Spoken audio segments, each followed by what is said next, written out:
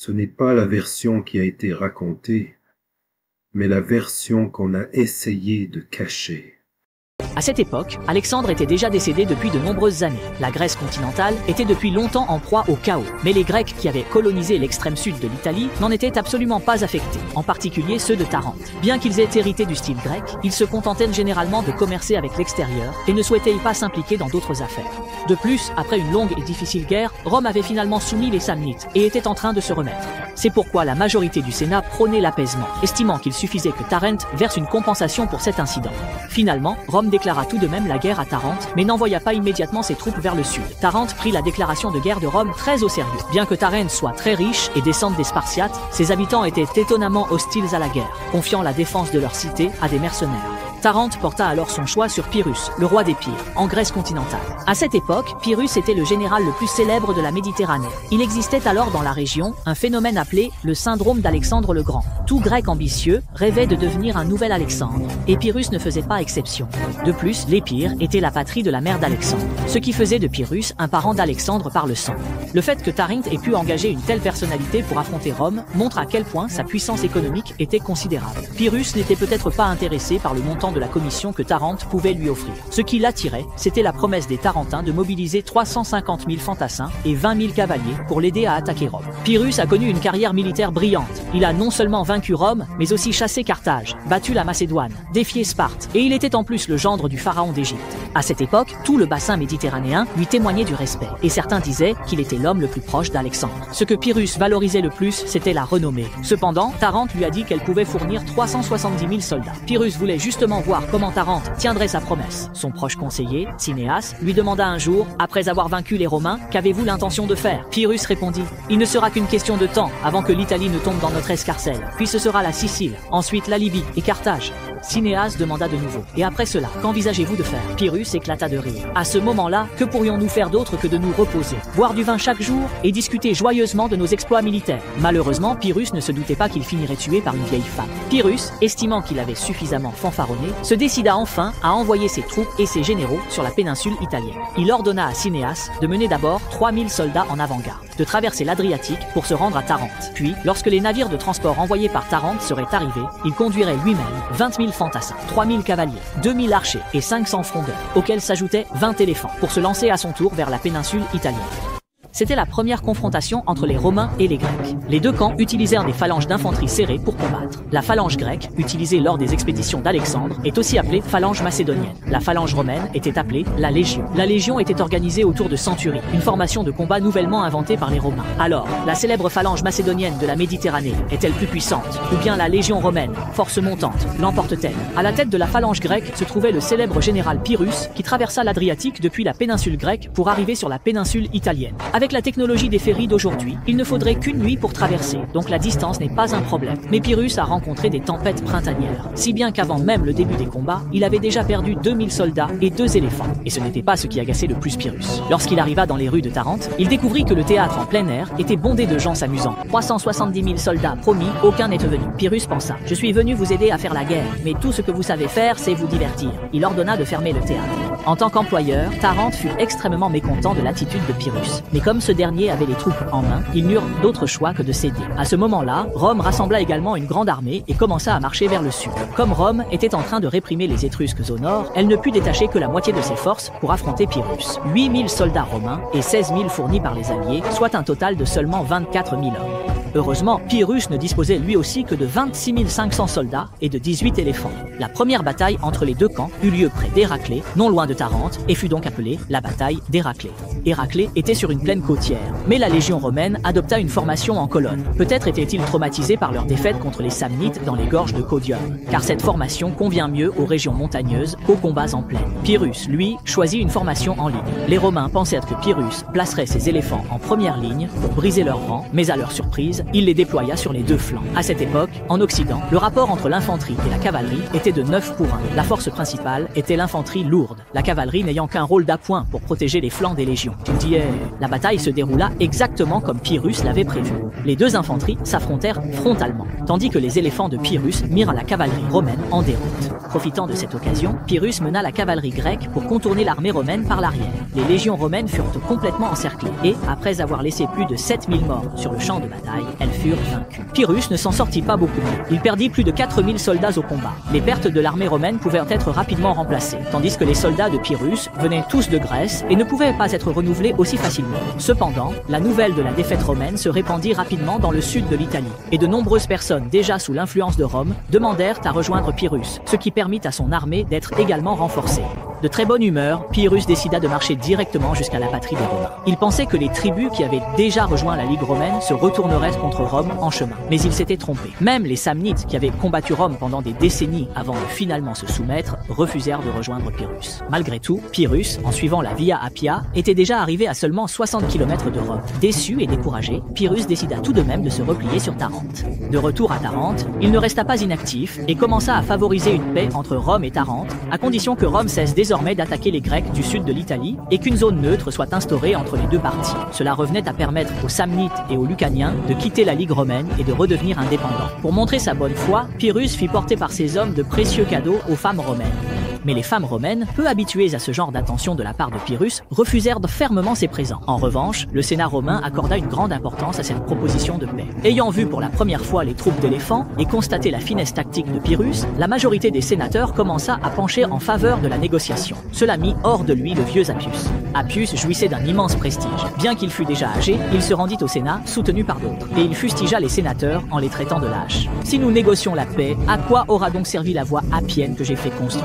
Et d'ailleurs, la paix est envisageable, mais à une condition, Pyrrhus doit quitter l'Italie. Un ennemi qui s'incruste dans notre propre cour n'a pas le droit de négocier avec nous. Il faut reconnaître que ce vieil homme avait vraiment du cran. Après ces invectives, le Sénat finit par s'accorder. Il fallait continuer à lutter contre Pyrrhus jusqu'au bout. Pyrrhus est le général le plus malchanceux d'Europe. Il a combattu dans toute la Méditerranée sans rencontrer d'adversaire, mais il a été tué par une vieille femme avec une brique. Les faits prouvent que, même avec la meilleure technique de combat, on craint toujours un couteau de cuisine. Aussi bon que soit le kung-fu, une brique peut vous mettre à terre. Pyrrhus voulait réconcilier Rome et Tarente. Les envoyés romains, avec une rançon, sont allés voir Pyrrhus pour racheter les soldats capturés. Pyrrhus déclara que pour célébrer le succès des négociations, il rendait 600 prisonniers à Rome. Mais les Romains estimèrent que la paix n'était pas encore conclue, alors ils renvoyèrent ces 600 prisonniers à Pyrrhus.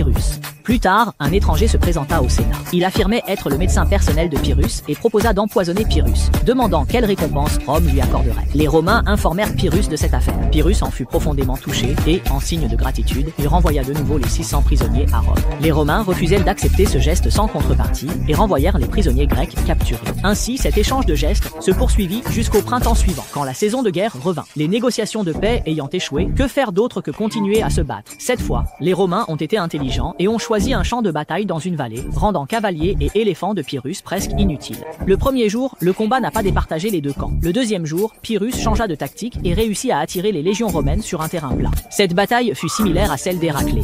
Plus de 6000 soldats romains tombèrent au combat, ainsi qu'un consul, tandis que Pyrrhus perdit également 3500 hommes, dont la plupart étaient des soldats grecs qu'il avait amenés d'Épire. Ainsi, même si Pyrrhus avait remporté la victoire, il n'en tirait aucune joie. C'est alors que des Grecs de Sicile vinrent demander de l'aide à Pyrrhus, expliquant que Carthage attaquait l'île et espérant qu'il viendrait en aide à ses compatriotes. Pyrrhus, déjà excédé par les Romains, accepta sans hésiter. Il dit alors aux habitants de Tarente: « Les combats en Sicile ne dureront pas longtemps, je reviendrai très vite. » Mais ce voyage dura finalement 3 ans. Ce n'est pas parce que les Carthaginois étaient si difficiles à vaincre, mais parce que ses propres compatriotes grecs étaient bien plus compliqués à gérer. Au lieu d'aider Pyrrhus à affronter l'ennemi, ils passèrent leur temps à intriguer et à se quereller, sans aucun esprit de coopération. Pyrrhus était complètement manipulé par ses compatriotes, tantôt ils le montèrent les uns contre les autres, tantôt ils le trahissaient, et sa vie elle-même fut même menacée. Voyant cela, Pyrrhus se dit qu'il valait encore mieux affronter les Romains, alors il abandonna la Sicile et retourna à Tarente. Au cours de ces 3 années, le seul gain de Pyrrhus fut d'y laisser la moitié de ses eaux. De plus, à ce moment-là, les habitants de Tarente regardèrent Pyrrhus de travers et ne voulèrent pas l'aider à reconstruire son armée. Mais les Romains, eux, n'avaient pas perdu ces 3 années. Ils avaient sans cesse renforcé la Ligue romaine et étaient désormais prêts à en découdre avec Pyrrhus. À l'été 275 avant JC, tout juste rentré de Sicile, Pyrrhus décida de tenter à nouveau sa chance face aux Romains. Pyrrhus apprit que cette fois-ci, les légions romaines s'étaient divisées en 2 groupes. Il décida donc d'éliminer d'abord l'un d'eux, puis de se retourner contre l'autre. Avec les forces dont il disposait actuellement, c'était la seule option possible pour Pyrrhus. Pyrrhus marcha à marche forcée, espérant profiter de la nuit pour lancer une attaque surprise contre les légions romaines. Malheureusement, lorsqu'il arriva sur le champ de bataille, le jour s'était déjà levé. levée. L'apparition de Pyrrhus n'a pas surpris les légions romaines, car les cris des éléphants en chemin avaient déjà été signalés aux Romains par les habitants locaux. Les légions romaines n'ont laissé aucune chance à Pyrrhus de déployer ses troupes et se sont précipitées à l'attaque. De plus, Pyrrhus venait d'effectuer une marche forcée, si bien que le cours de la bataille est resté constamment à l'avantage des Romains. Les soldats romains réussirent même à capturer plusieurs éléphants, et le combat fut d'une intensité exceptionnelle. À ce moment-là, Pyrrhus apprit qu'une autre armée romaine était également en route. Ne voulant pas tout perdre jusqu'au dernier sous-vêtement, il donna rapidement l'ordre de battre en retraite. Et il se retira vers Tarente aussi rapidement qu'il était venu. La vitesse dépend de votre rapidité.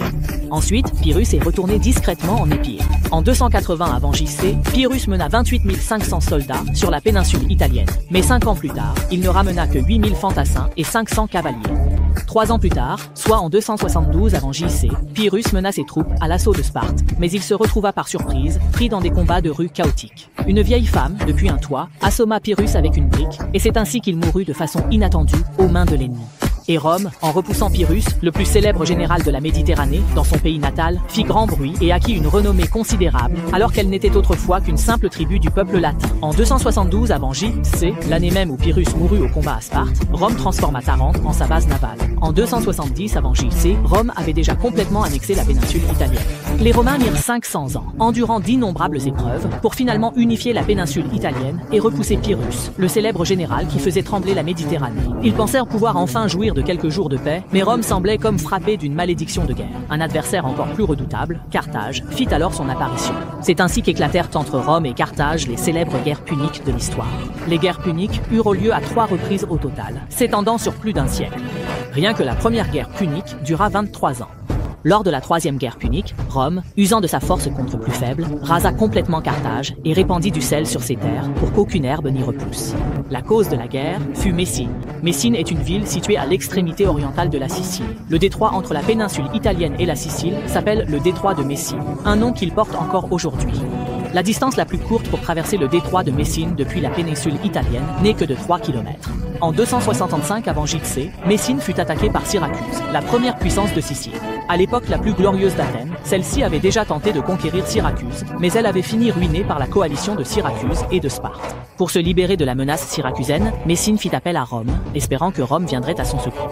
Messine avait en fait 2 options. Elle aurait aussi pu demander de l'aide à Carthage. Mais comme la sphère d'influence de Rome couvrait déjà toute la péninsule italienne, Rome était simplement plus proche de Messine. Cependant, le Sénat romain se retrouva dans une situation délicate. Si c'était un allié qui demandait de l'aide, ils avaient le devoir d'apporter leur soutien. Mais Rome et Messine n'avaient aucune alliance. Aider Messine signifiait donc traverser la mer, ce que Rome n'avait ni l'énergie ni les moyens de faire. D'autant plus que Rome, non seulement ne possédait pas de navires de guerre, mais elle n'avait même pas de navires de transport à disposition. Chaque fois qu'il fallait utiliser des bateaux, ce sont les alliés disposant de ports qui les fournissaient. Mais si Rome n'aidait pas Messine, celle-ci irait forcément demander de l'aide à Carthage. La Sicile appartenait à l'origine aux colonies grecques, mais à force de lutte interne, Carthage en a profité pour s'emparer progressivement de la moitié ouest de l'île. La moitié de la Sicile pouvait encore servir de zone tampon. Après le déclin d'Athènes, Carthage était déjà devenue la nation maritime la plus puissante de la Méditerranée. Si Carthage venait à s'allier avec Messine, alors Rome et Carthage pourraient se voir l'une l'autre de l'autre côté du détroit. À ce moment-là, toute la mer autour de l'Italie deviendrait le domaine de Carthage, et tous les alliés, y compris Rome, seraient menacés. Malgré cela, le Sénat avait encore du mal à prendre une décision. Ils ont donc directement soumis la question à la plus haute instance décisionnelle de Rome, c'est-à-dire l'Assemblée du peuple. La procédure habituelle voulait que le Sénat élabore d'abord une politique, puis sollicite l'approbation de l'Assemblée du peuple. Mais cette fois, la situation était urgente. Alors on a laissé l'Assemblée du peuple prendre la décision directement. La réponse donnée par l'Assemblée fut d'intervenir et de porter secours. Mais les Romains ne s'attendaient pas à ce que leur décision entraîne directement une confrontation officielle avec Carthage. Rome envoya 2 légions sous le commandement d'un consul à Nice. Selon les règles romaines, un consul ne pouvait commander au maximum que 2 légions. Une légion comptait 4500 soldats romains, auxquels s'ajoutaient environ 10 000 hommes des alliés, ce qui faisait qu'avec 2 légions, on atteignait environ 20 000 hommes. Le consul commandant les troupes, cette fois, était Appius Claudius. Après avoir traversé le détroit, il signa un traité d'alliance avec Messine, donnant ainsi une justification officielle à l'intervention des légions romaines. Syracuse et Carthage ressentirent la menace des légions romaines. L'une avança du sud vers le nord, l'autre de l'ouest vers l'est, toutes 2 convergeant vers Messine. Les membres de la famille Claudius étaient très déterminés, bien qu'il ait été encerclé, il n'a pas hésité et tenta d'abord une approche diplomatique avec Syracuse avant d'envisager la force. Il a proposé des négociations de paix au tyran Hiéron de Syracuse. Un tyran et un roi sont à peu près similaires, à la différence que le tyran prend généralement le pouvoir par usurpation et ne se soucie que de ses propres intérêts, sans considération pour les droits du peuple. Hiéron a rejeté la proposition de paix de Claudius. Claudius a alors dirigé les légions romaines et lancé une attaque contre l'armée syracusaine, pourtant supérieure en nombre. Composée principalement de mercenaires, l'armée de Syracuse ne faisait pas le poids face aux légions romaines constituées de citoyens soldats, et elle a rapidement battu en retraite vers le sud. Claudius n'a pas poursuivi sa victoire, mais s'est plutôt tourné pour attaquer l'armée carthaginoise déployée à l'ouest. Le prétexte de la guerre était que Carthage voulait attaquer Messine, allié de Rome. Ces soldats carthaginois n'avaient été envoyés que pour défendre les colonies siciliennes, et, comme les Syracusains, ils ont cédé au premier assaut. Claudius poursuit sa stratégie de blitzkrieg, il laisse une partie de ses troupes à Messine pour défendre la ville, et conduit le reste de ses forces vers la capitale de Syracuse. Changer de général à la veille d'une bataille est un grand tabou dans l'art de la guerre. Mais Rome non seulement a changé de commandant, elle a même remplacé ses soldats.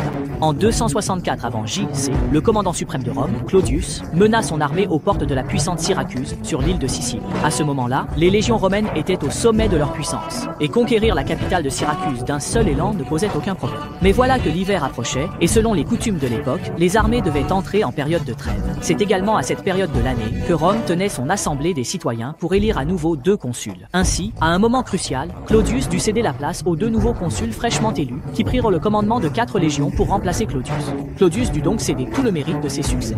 Les 2 légions qu'il commandait rentrèrent également à Rome avec lui.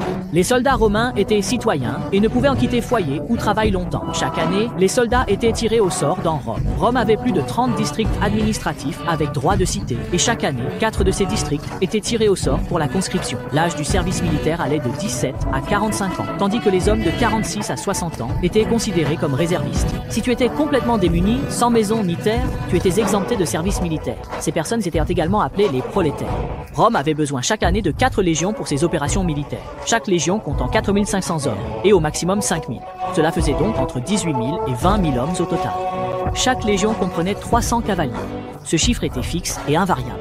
Pour garantir une force de combat équivalente à chaque légion, lors de leur formation, les personnes devant effectuer leur service militaire dans les 4 districts administratifs étaient alignées en 4 files. Puis, chaque file faisait sortir 4 hommes, soit 16 au total. La première légion prenait ses 16 hommes, la deuxième le groupe suivant. Une fois que les 4 légions avaient chacune pris un groupe, le tour suivant commençait par la deuxième légion. Ainsi, jusqu'à ce que chaque légion atteigne le nombre réglementaire de 4500 hommes. Les personnes restantes devaient attendre l'année suivante.